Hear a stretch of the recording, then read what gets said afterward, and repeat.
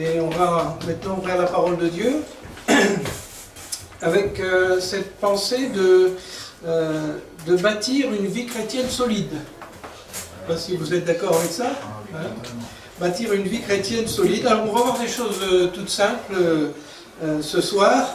Bon, c'est bon des fois de revenir au fondement. Jésus compare souvent, enfin il a fait, la vie chrétienne à la construction d'une maison.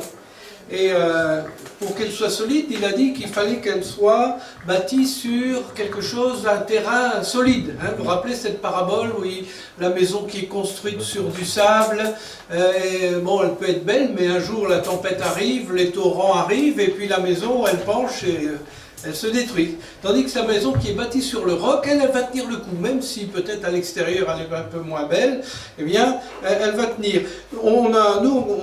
Autrefois, on habitait sur Dunkerque, dans le grand nord de la France, voilà. Et les Allemands avaient construit sur les dunes des blocos, on appelle ça, vous avez peut-être déjà vu ça, des blocos. Alors c'est impressionnant un blocos, parce que c'est un bloc de béton énorme, quoi.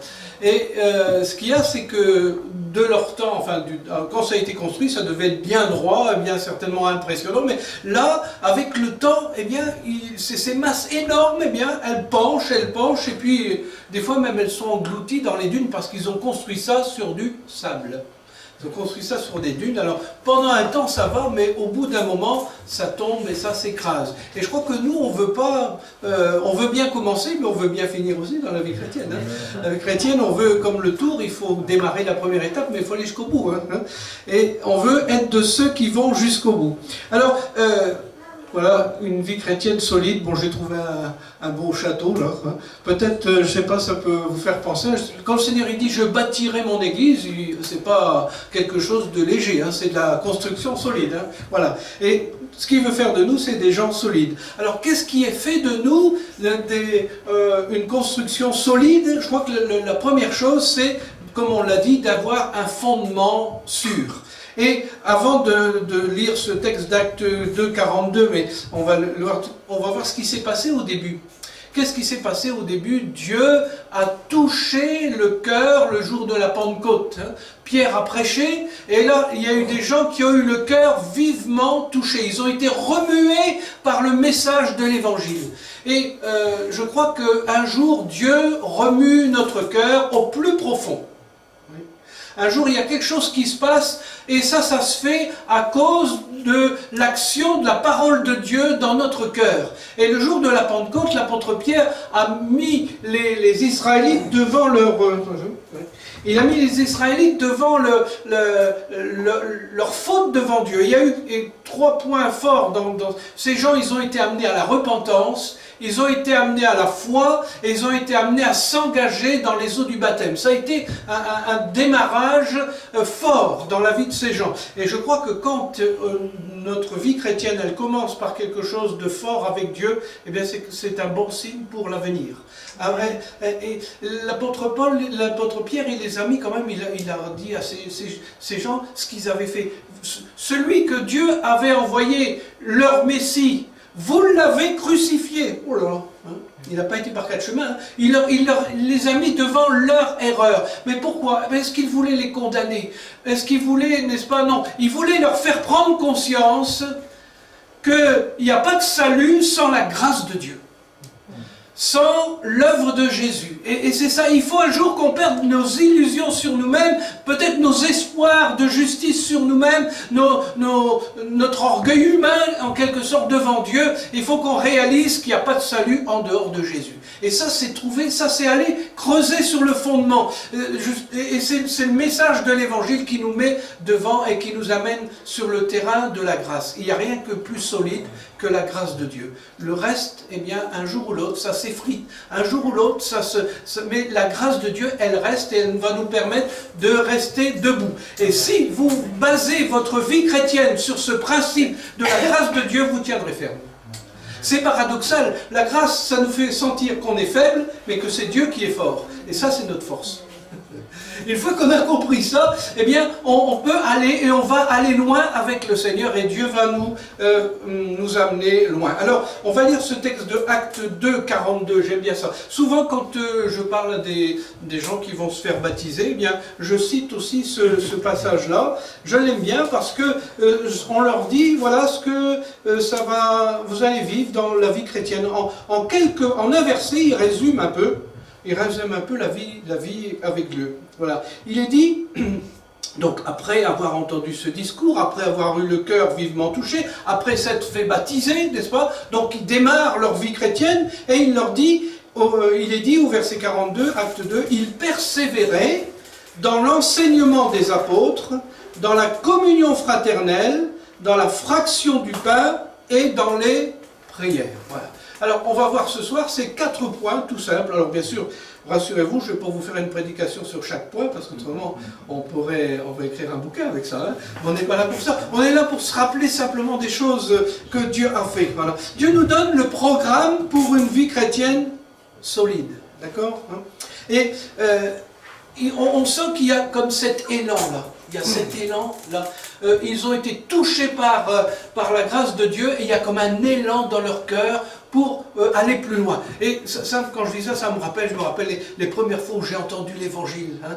Il y avait dans mon cœur, la soif, c'était tout nouveau. J'avais entendu un prédicateur me parler comme jamais, avec assurance, en me disant, voilà, le chemin, c'est ça.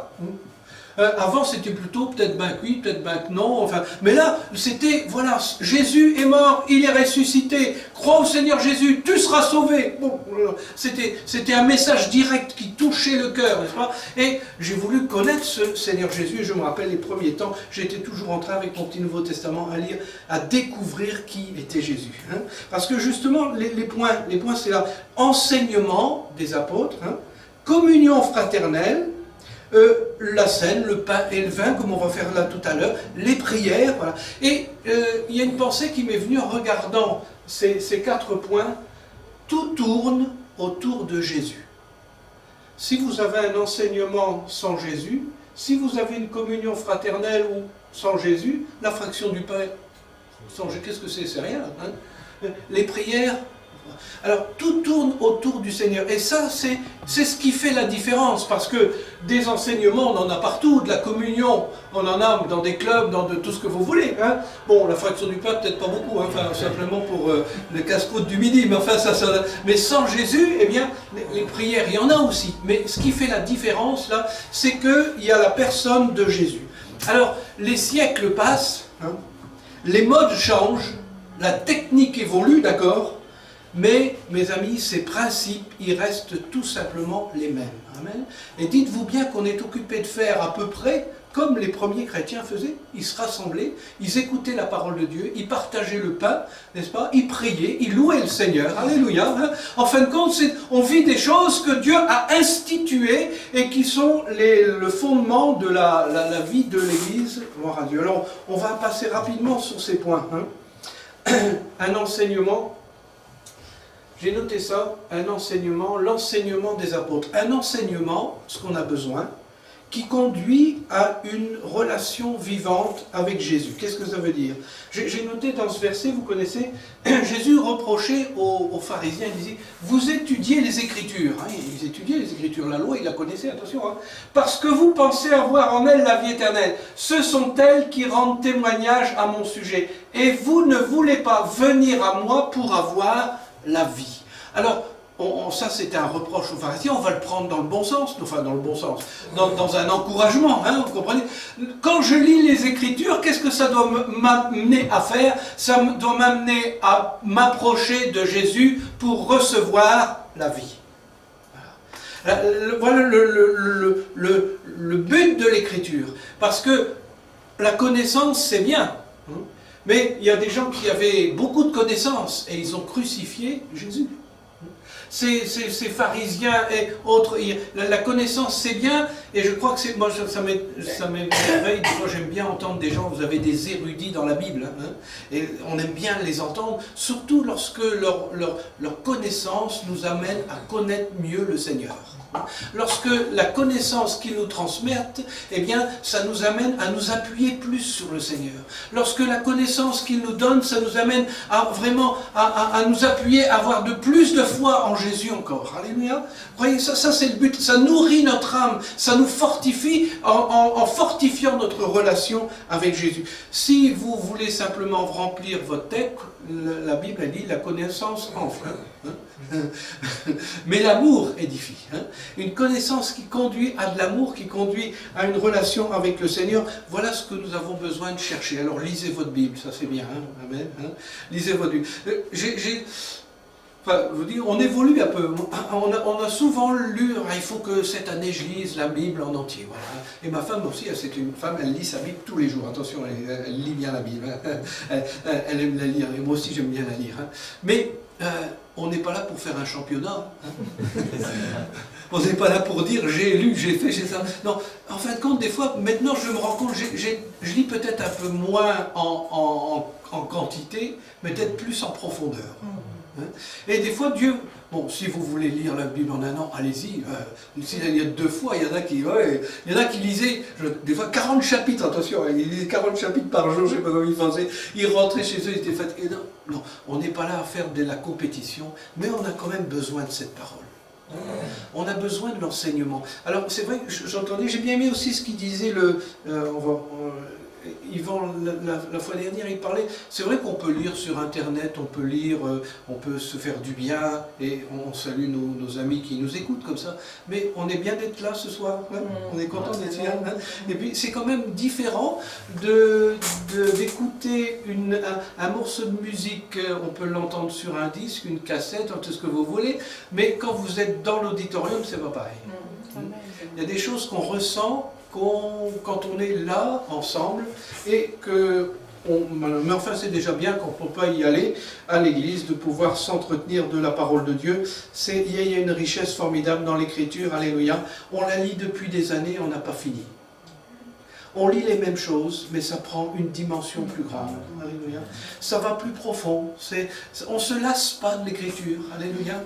Et je crois que c'est ça qui est bien. Dieu a fait des choses grandes et fortes. Alléluia. Amen. Et, il y a deux personnages, je lisais ça dans l'évangile, c'est vieux ça. Un jour j'ai fait des messages d'évangélisation là-dessus. J'ai vu 2 hommes qu'on connaît bien. Le jeune homme riche, vous connaissez le jeune homme riche, hein, et quelques chapitres après, vous avez le péager, vous savez, le petit bonhomme, c'est Zachée, je crois, hein, qui cherche.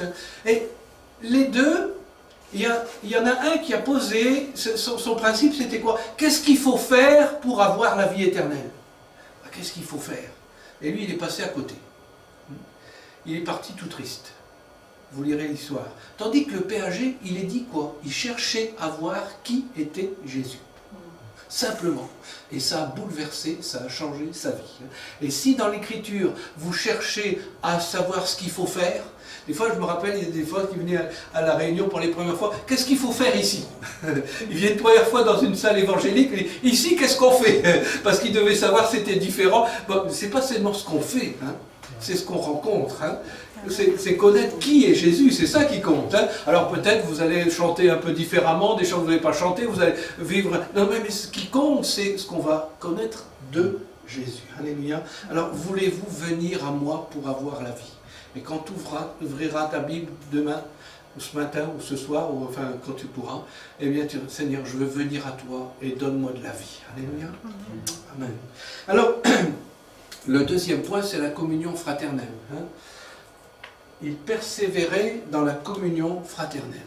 Alors, tout a à voir avec Christ, parce que l'Église, c'est quoi? L'Église, c'est le corps de Christ. C'est le corps de Christ. Et nous sommes, j'ai pas lu tout le texte, hein, j'ai pas mis tout le texte, mais vous lisez à Corinthiens 12, c'est formidable. L'apôtre Paul, il trouve une image inspirée par l'Esprit de Dieu. Il dit voilà ce que c'est que l'Église. L'Église, c'est le corps, et Jésus, c'est la tête. Hein. Et vous êtes les membres, chacun pour votre part. Et frères et sœurs, on est membres d'un même corps. Hein. Et l'Église, c'est un corps. C'est une création divine, n'est-ce pas? Des cellules différentes, des capacités différentes, une diversité, mais une complémentarité. Mais quelle bénédiction, quelle édification, on peut vivre ensemble. On peut se faire beaucoup de bien ensemble. Alléluia. On peut apprendre à vivre de la bonne manière. C'est comme dans un ménage, hein, dans un foyer. Quand on est à deux, on peut se faire beaucoup de mal, mais on peut se faire aussi beaucoup de bien. Et je crois que Dieu a créé le foyer pas pour qu'on se fasse du mal, mais pour qu'on se fasse du bien. Et l'Église, c'est un lieu où on apprend à vivre ensemble et à se faire du bien. Amen. À se faire du bien parce que Christ, c'est la tête. Et la vie qui est en lui, il la donne en nous. Et on a même un même esprit, un même état d'esprit, une même grâce. On a des choses différentes, mais on est basé sur le même fondement. Et ça permet, n'est-ce pas, une bénédiction. Gloire à Dieu. On ne peut pas, c'est parfois difficile quand on peut être privé, il y a des gens qui sont privés de rassemblement. Ça ne doit pas être facile, ça, d'être privé de rassemblement, d'être tenu éloigné peut-être pendant un temps qu'on est malade. Bon, pendant quelques semaines, ma femme, elle était dans le plâtre, alors elle a suivi les cultes à aller sur Internet, mais enfin c'est pas pareil, quoi. Elle aspire à revoir ses frères et sœurs, à leur faire la bise, alors comment ça va, hein, et quand il y a une bénédiction, hein, quand il y a un qui souffre, eh bien tous souffrent, on n'est pas seul, on est porté par les autres, on est édifié, gloire à Dieu, on se réjouit lorsqu'il y a une bénédiction, eh bien c'est la nôtre aussi, hein. Lorsque Dieu te bénit dans une guérison, lorsqu'il te bénit dans ton travail, lorsqu'il te bénit, amen, gloire à Dieu, et lorsque tu as besoin, eh bien on prie ensemble, on porte les fardeaux les uns les autres, vous êtes le corps de Christ et vous êtes membres chacun pour sa part, on n'est pas là aussi, il ne faut pas disons, s'écarter, il ne faut pas se dire moi je suis... Non. Dieu aime même les plus petits, même ceux qui sont cachés. Alléluia. Et c'est ça qu'on disait, ça rejoint un peu cette pensée, on n'est pas seul. La vie chrétienne, ça ne se vit pas seul. Hein. Ça ne se vit pas seul. Ça ne se vit pas à l'écart. Hein. Et c'est vrai que la technique, c'est formidable. Hein. Mais la technique, on peut avec tout le monde, on peut être avec tout le monde, mais on peut être aussi tout seul. On est tout seul avec tout le monde. Ça, c'est la technique, ça. Hein? Mais ici, eh bien, c'est vrai, il ne faut pas la mettre de côté, la technique, hein, c'est formidable. Hein? Mais il faut qu'elle soit, comme je disais, c'est comme l'argent, hein, un mauvais maître, mais un bon serviteur. Hein? Alors, on continue. Je prêche à des gens qui sont d'accord, ça va. Alors, lorsque le Seigneur il dit aussi la fraction du pain, la scène. Hein? Et il est beau ce passage, hein? Bon, c'est un peu foncé, je l'avais mis en rouge parce que vous connaissez ça. On va le lire. En effet, j'ai reçu du Seigneur ce que je vous ai transmis. Le Seigneur Jésus, dans la nuit où il a été arrêté, a pris du pain. Après avoir remercié Dieu, il l'a rompu et a dit, prenez et mangez. Ceci est mon corps qui est rompu pour vous. Faites ceci en mémoire de moi. De même, après le repas, il prit la coupe et dit, cette coupe est la nouvelle alliance en mon sang. Faites ceci en souvenir de moi toutes les fois que vous en boirez. En effet, toutes les fois que vous mangez ce pain et que vous buvez cette coupe, vous annoncez la mort du Seigneur jusqu'à ce qu'il vienne. Amen. C'est curieux, quand même, le Seigneur, il a donné des symboles forts. Hein. Alors, il a fait ça au moment de la Pâque, hein. Il y avait un repas. Et je crois que Dieu, il ne veut pas qu'on oublie. Il ne veut pas qu'on oublie. Hein. Je me rappelle, il n'y a pas longtemps, j'ai prêché ici, au commencement était la mémoire. Parce que Dieu est un Dieu qui... Si on n'avait pas de mémoire, on serait embêté. Hein. Il y a une maladie, malheureusement, qui fait que les gens, ils oublient. Hein. C'est difficile. Hein. Et déjà qu'on prend un peu d'âge, on oublie des noms, on oublie ceci, ah oui, tu m'as demandé ça, j'ai oublié de le faire. Oui. On a besoin de ne pas oublier l'essentiel, de ne pas oublier le Seigneur. Hein. Et tous les dimanches, à chaque fois qu'on se réunit, à chaque fois qu'on prend la coupe, n'est-ce pas, faites ceci en mémoire de moi. Pas oublier, pas s'habituer. Il y a le danger de l'habitude. C'est vrai qu'on peut prendre les choses, la vie chrétienne, ça peut devenir l'habitude du culte, l'habitude ceci, l'habitude. C'est bon d'avoir des habitudes, mais il faut qu'il y ait de la vie dans ces habitudes. Et si je viens par habitude et que je viens sans vie, alors là, ça va être la mort. Mais, gloire à Dieu, il a voulu qu'on n'oublie pas, Faites ceci en mémoire de... Rappelle-toi du prix que le Seigneur a payé pour que tu sois sauvé. Le prix pas donné. La vie, sa vie, ses souffrances. Et pas seulement des souffrances physiques, des souffrances de l'abandon, de la trahison, enfin tout ce que vous voulez. Tout ce qui est moche est autour de la croix. Je relisais ça encore. Tout ce qui est moche dans les attitudes humaines, c'est autour de la croix.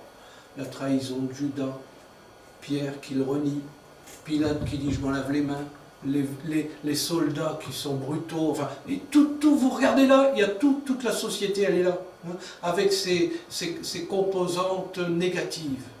Et c'est ça qui a crucifié Jésus. Le prix pour que nous soyons sauvés, le prix de notre salut. Et la force, l'efficacité, souviens-toi de l'efficacité du sang de Jésus. Alléluia, amen. On veut proclamer ce soir l'efficacité de la mort et la résurrection de Jésus. Alléluia. C'est comme ça que je suis sauvé. Alléluia. Mes péchés sont effacés. Rappelle-toi que Dieu t'a tant aimé. Rappelle-toi de l'amour de Dieu. Amen. Rappelle-toi de la gravité du mal aussi, ça nous rappelle ça. Parce que on n'est pas sauvé comme ça avec une bonne parole, c'est pas grave, allez vas-y. Non, on est sauvé parce qu'il y a Christ, le Fils de Dieu, qui a été humilié. Lui, vous imaginez, le Fils de Dieu humilié sur la croix comme un malfaiteur. Je ne sais pas si on peut s'imaginer ça. Moi j'aime pas trop la justice, j'aimerais pas qu'on mette quelque chose que j'ai pas fait. Je sens qu'il y a quelque chose en moi qui m'en... Non. Ça vous arrive ça? Ah non, ça c'est pas moi, c'est pas moi, c'est pas moi. Et peut-être sur la croix, le Seigneur dit non, c'est pas moi, c'est pas moi. Il s'est laissé humilier. Homme de douleur, habitué à la souffrance. Alors on ne peut pas se lasser de ça, on ne peut pas oublier ça. Faites ceci et mangez. C'est fort ça de manger, c'est quelque chose que j'ingurgite, quoi. C'est quelque chose qui va me... Ce que je mange, c'est ce qui me fait, c'est ce qui me construit. Et si tu manges de ce que Jésus a fait pour toi, eh bien ça va te construire. Si tu manges du sacrifice, c'est ça, tu vas te nourrir de cette grâce de Dieu, de cet amour, de cette sensation du prix, de l'importance, du sérieux de ces choses. Ça va construire ta pensée, gloire à Dieu. Amen. Amen. Voilà. Alors, on continue, les prières. Il persévérait dans les prières. Et Jésus disait, ce que vous demanderez en mon nom. Ce que vous demanderez en mon nom. Il y a des promesses fortes dans l'Écriture. On pourrait dire que Jésus, il a redonné à la prière une valeur. D'ailleurs, ils étaient arrivés à un temps où ils priaient pour être vus des gens. Voilà. Pour dire des belles paroles. Et Jésus a repris ça. Mais il dit, quand tu pries, va dans ta chambre, prie ton Père qui voit dans le secret. Et ça donnait à la prière une dimension nouvelle. Et les disciples, ils voyaient Jésus, ils disaient, enseigne-nous à prier, on veut prier comme toi, Seigneur. Et il leur a dit, quand vous priez, eh bien dites Père. Et puis vous connaissez le reste. Priez pour les choses concrètes de la vie, pour vos besoins, pour Dieu d'abord, pour sa gloire, pour ce qu'il fait, pour son œuvre, pour sa reconnaissance. Priez pour ça, que Dieu soit reconnu, que le nom du Seigneur soit sanctifié, que son règne vienne. Oui, on prie, Seigneur, viens, glorifie ton nom. Amen. Puis on prie, on a besoin pour nos besoins, et l'Église priait aussi. Vous vous rappelez quand Pierre il a été prisonnier, il priait, et toute l'église priait, il criait, voilà. Et puis Pierre il tape à la porte là, il tape à la porte parce que Dieu a intervenu, il a exaucé leur prière, il criait libère Pierre, libère Pierre. Pierre il tape à la porte et puis Dieu, c'est un fantôme, c'est pas lui, c'est lui. Dieu répondait à la prière de l'église. À un moment donné, il priait, le Saint-Esprit est descendu au début, voilà, il criait à Dieu tous ensemble. Quand il y a un cri qui monte du peuple de Dieu, tous ensemble, l'Éternel entend. Amen. Gloire à Dieu. Alors, je n'insiste pas parce que vous y croyez, hein, vous priez. Hein. Alors, on va terminer là. Il y a quand même un mot qui est important, il persévérait dans la prière. Hein. Et j'ai noté, il persévérait dans cette diversité. Hein. Dans cette diversité de communion fraternelle, d'enseignement, de prière. Et je crois que c'est bon que dans notre vie, on soit assis sur une chaise avec 4 pieds. D'accord, hein? Si vous en avez 3, ça marche encore, le trépied là. Puis des fois on dit aux enfants, te balance pas, tu vas tomber, hein, parce que quand ils se mettent sur 2 pieds, hein, ça... Hein, et puis quand ils se mettent sur un, bon là c'est l'équilibrisme là. Hein, ils aiment bien faire ça en vélo là, hein, parce que je te lève, même en moto, vous les voyez avec sur une roue. Hein, mais ça ne tient pas longtemps ça, hein, on va pas faire trop longtemps. Hein. Tandis que quand vous êtes bien assis là, ouais, une chaise à 4 pieds, c'est pas mal ça. Eh bien, on est tranquille. Hein, et laisse ta vie se développer dans ces choses-là. Hein. C'est vrai qu'on est plus ou moins des différents. Il y en a qui aiment plus la prière, hein, puis il y en a qui ont la lecture, pas trop la lecture. Hein. Et puis il y en a, c'est des intellos. Alors oui, la lecture, hein, c'est des bouquins, et puis vas-y, que je t'étudie, c'est là. Puis madame, elle dit, tu viens prier? Oh, j'étudie. Oui, ben écoute ta femme et viens prier avec elle. Voilà. On a besoin de cette... Et puis, bon, on a peut-être des tendances un peu... Il y en a qui aiment bien la communion fraternelle. Hein. Bon, il y en a qui aiment bien être tout seul dans leur coin. Moi, je me connais aussi. Moi, je suis un petit peu genre comme ça. Hein. Mais le Seigneur, il m'a fait tout le contraire de ce que j'ai envie de faire. Mais c'est pour mon bien. Et j'ai besoin des frères et sœurs. Je ne peux pas vivre ma vie chrétienne tout seul. On a besoin de la communion fraternelle. Alléluia. Et on est heureux ce soir de se rappeler de ce que Jésus a fait. Persévérer.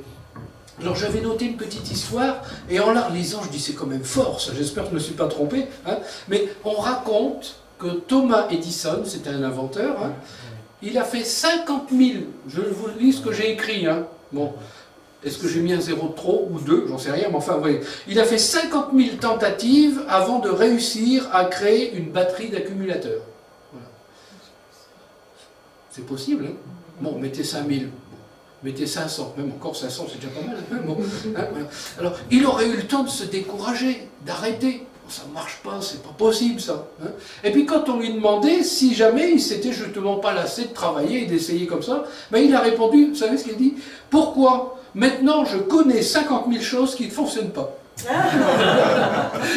Le gars, il avait une bonne mentalité. Hein. Bon, et c'est vrai, on peut faire des erreurs. On peut faire des erreurs avec le Seigneur. Hein. Je ne dis pas d'en faire 50 000. Hein. Mais qui ne fait pas d'erreur, hein. Mais l'important, c'est de persévérer. Ne t'arrête pas quand tu fais une erreur. Hein. Ce n'est pas parce que tu as eu un échec. Ce n'est pas parce que tu dois t'arrêter. Non, il persévérait, justement. Hein. Le génie n'a pas suffi. Il a fallu de la persévérance. Hein. Et des fois, c'est quand on est au point d'arriver que... Et c'est là qu'on y arrive. La promesse de Jésus, c'est dit, celui qui a commencé en vous cette bonne œuvre, la rendra parfaite. Le Seigneur, dis-toi bien qu'il a commencé quelque chose avec toi, il a commencé quelque chose avec moi, et peut-être si on est tenté de se fatiguer, le Seigneur, il veut ce soir, persévère, continue, ça vaut la peine. Persévère parce que le jour de Christ, hein, la rendra parfaite pour le jour de Christ. Après, on enlèvera les échafaudages. J'ai vu la tour, elle est en construction. C'est certainement une tour qu'ils ont voulu construire avec des moyens du temps. Ils ont dû persévérer pour faire ça. Ça se fait pendant un jour. Hein. Imaginez mettre une pierre là, les unes après les autres. Hein. Et vous voyez, mais c'est moi je suis étonné. Il y a des constructions, des cathédrales qui sont là. Elles ont mis combien de temps? C'est pas en une année. Hein. Parfois, c'est plusieurs centaines d'années. Hein. C'est des générations. Ils l'ont pas vu fini.